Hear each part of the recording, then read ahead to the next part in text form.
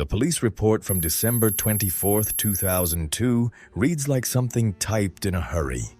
Sparse. Clinical. A woman, 27 years old, 8 months pregnant, last seen walking her golden retriever through a neighborhood in Modesto, California. Her husband reported her missing. What stops me isn't the detail about the dog.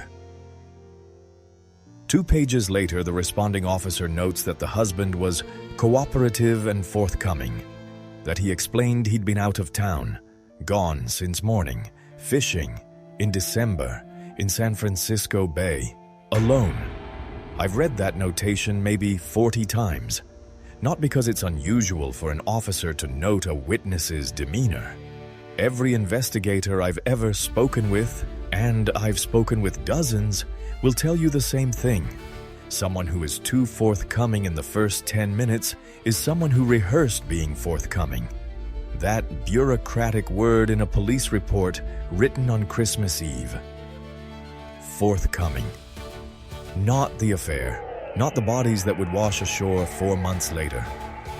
This is the case of Laci Peterson. Here's what the record shows, and I want to walk through it carefully. Laci Denise Peterson is 27 years old. She and her husband, Scott, live on Covina Avenue in Modesto. She is 8 months pregnant with a son named Connor.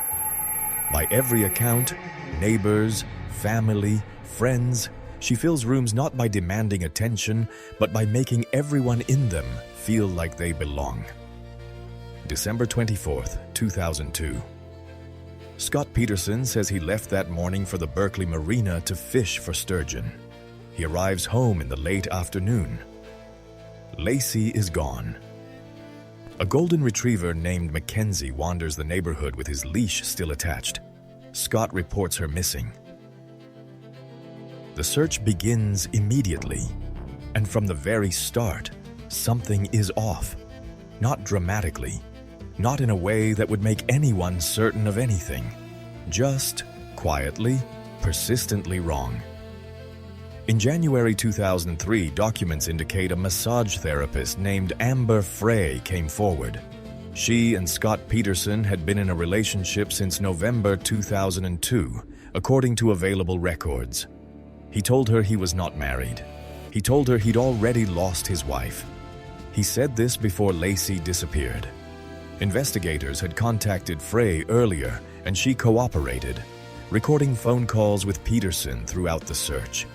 In those calls, he expresses love, makes plans, describes being in Paris for New Year's. He was in Modesto. His pregnant wife was missing. Then April 13th and 14th, 2003. 2 bodies wash ashore at Point Isabel along the Richmond shoreline, roughly 2 miles from the Berkeley Marina, across the water from where Scott said he'd been fishing. A fetus. Then a woman, headless, armless, legs gone. DNA confirms what investigators already suspect: Laci Peterson and her son. Scott Peterson is arrested days later in San Diego. He carries his brother's passport, $15,000 in cash, multiple cell phones, his hair dyed blonde, a beard grown in, a look his own family doesn't recognize. That's where the case sits on paper. What I couldn't close the file on was everything the paper doesn't explain. I pulled every document I could legally access: trial transcripts, medical examiner's findings, wiretap logs. A week in the coverage from 2002 and 2003, not for drama, but to understand the sequence. In what order investigators learned what, and whether that order changed how they weighted evidence. The first thing that struck me about the physical investigation was what wasn't found. No crime scene, ever. Not on Covina Avenue, not at the marina, not on Peterson's boat. The prosecution argued Laci died inside the home. Forensic teams processed that house and found, depending on which summary you read, minimal to no physical evidence of a struggle or a homicide. The house was clean. Almost deliberately clean, the prosecution implied. Almost. That word did a lot of work in this trial. The defense argued something different, that the body's condition when recovered was inconsistent with having been in the water since late December. Reports suggest marine biologist testimony indicated the decomposition and barnacle growth on Laci's remains may point to a shorter immersion period.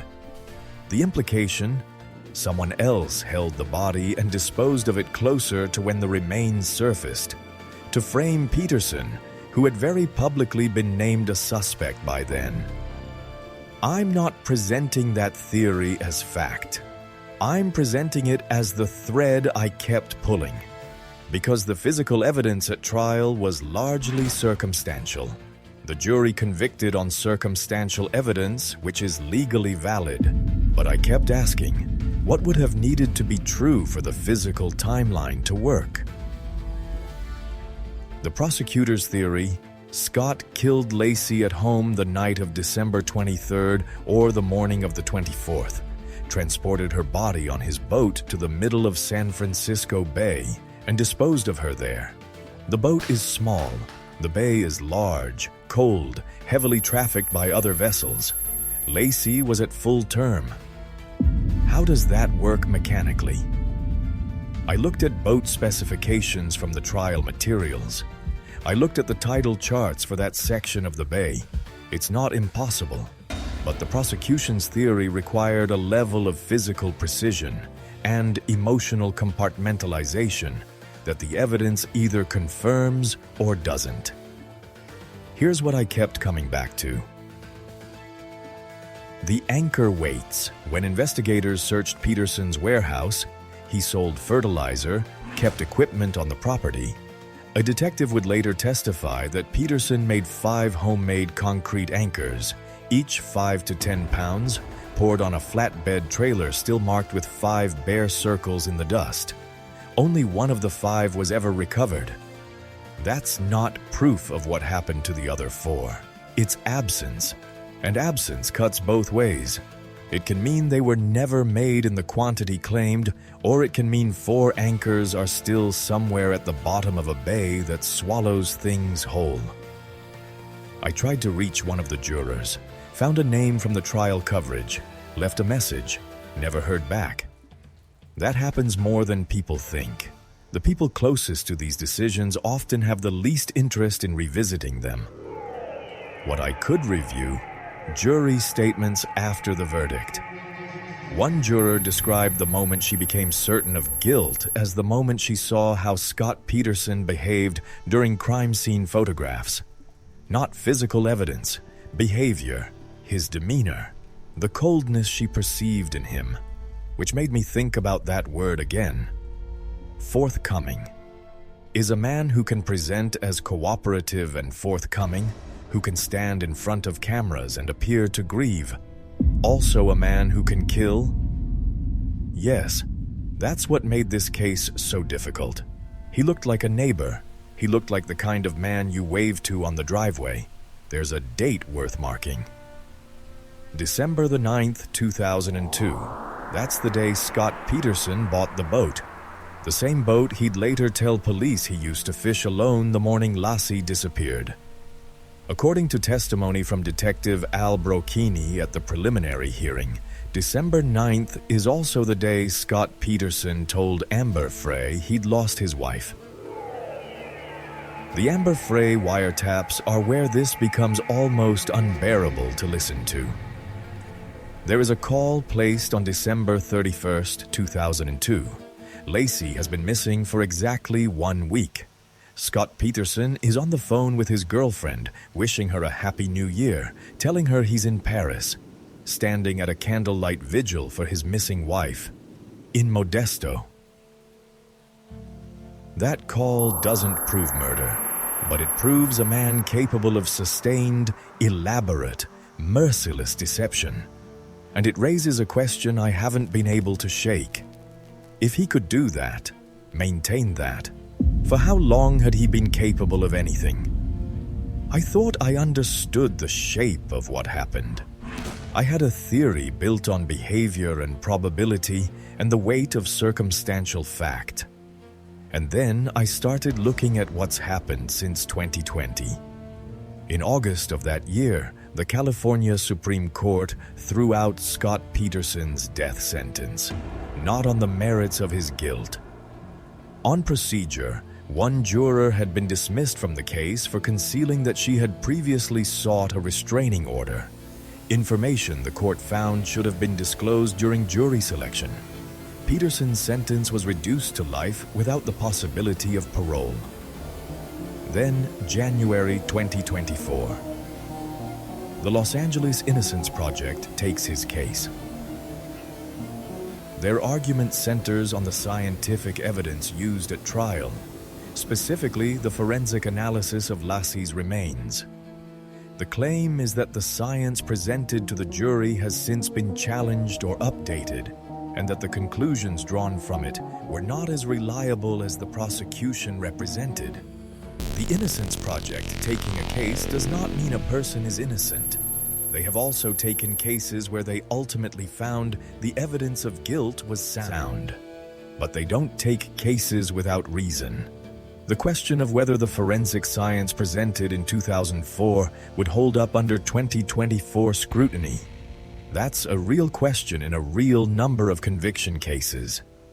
Then, April 2026, a judge denied the motion for a new hearing, denied the request to present new evidence. Peterson's attorneys announced they would appeal, and here's where I've been sitting with it. I cannot tell you with certainty whether Scott Peterson murdered his wife and son. The jury said he did. The evidence, as it was presented, supported that finding, but the method remains unproven. The physical location remains unidentified, and the scientific foundation of the prosecution's case is now actively disputed. What I cannot account for, and I mean this as an honest admission, is what actually happened inside that house.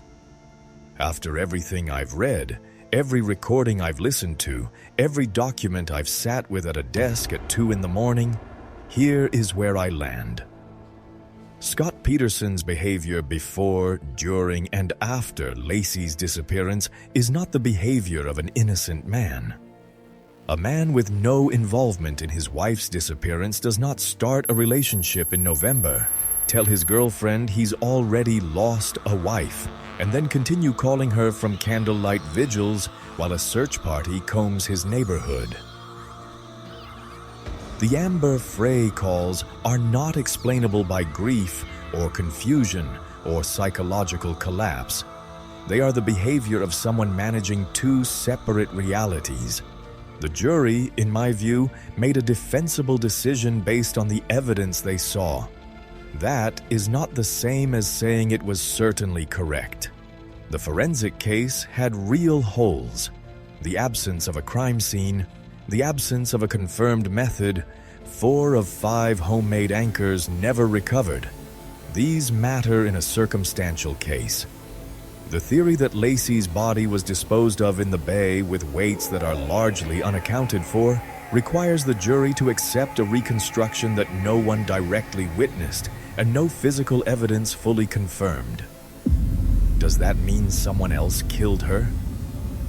The defense suggested a transient crime: strangers abducting and killing Laci, holding her body, then planting it to implicate Scott.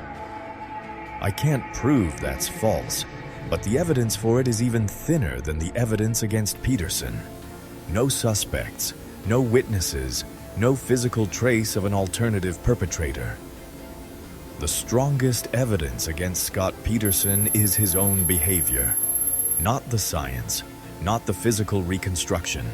The phone calls, the cash in San Diego, the dyed hair and the new beard, the passport, the phones he was carrying. These are the actions of a man planning to disappear, not grieve. A jury sees that and draws the obvious conclusion. I think that conclusion is probably correct, but probably correct and proven beyond reasonable doubt are different thresholds. One is moral, one is legal. The gap between them is where the Innocence Project has planted its flag.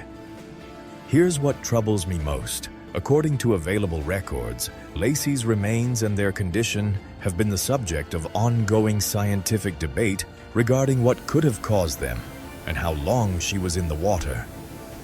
If the forensic timeline can't be definitively established, the prosecution's theory of the crime becomes a story. A plausible story, but a story. And Laci Peterson was not a story. She was 27 years old. She had named her son. She had made plans. The weight of that reality doesn't change no matter which legal theory you accept. I keep going back to the dog. Mackenzie, the golden retriever, found on Covenant Avenue on Christmas Eve with his leash still trailing behind him, returned by a neighbor who recognized him, found before anyone knew Laci was gone. I don't know why that keeps returning to me. It's not the most significant piece of evidence. It barely counts as evidence at all. But there is something about that image. A dog walking alone down a street on Christmas Eve, leash dragging on the pavement, his owner simply gone, that I can't put down. Somewhere between the morning she left and the moment that dog was found wandering, Laci Peterson's life ended. And 23 years later, we know who the jury says is responsible. We know where the bodies were found. We know the phone calls and the cash and the dyed hair. What we don't know, what I'm not sure we'll ever fully know, is the moment itself. What happened inside that house, or near that bay, or wherever the truth actually lives. The appeal is filed. The legal process continues in the way legal processes do. Slow, bureaucratic, indifferent to the weight of what it's handling. And Laci remains at the center of it, as she was on Christmas Eve, as she has been in every document I've read, every hour I've spent on this. Oh, the question I'll carry forward, the one that doesn't have a courtroom answer, is this. How does someone share a life with another person, feel her child moving, and then look her in the face? I don't think I'm capable of understanding that. I don't think I want to be. Dark Frame, I'm Roy Holloway. Take care of yourselves.